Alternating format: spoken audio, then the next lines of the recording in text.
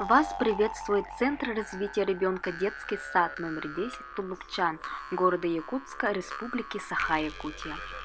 Вашему вниманию группа Чуаранчик представляет проект «Три нити. Педагог, родитель, воспитанник» в образовательной деятельности ДОУ по биоритме якутского календаря.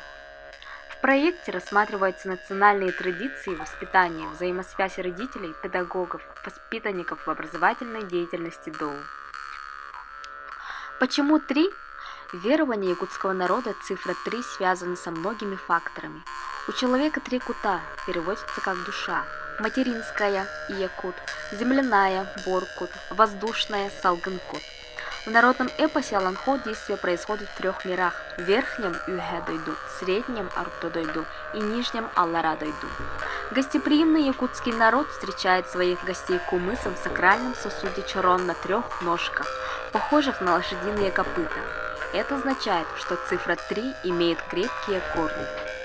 По данному проекту работаем 3 года.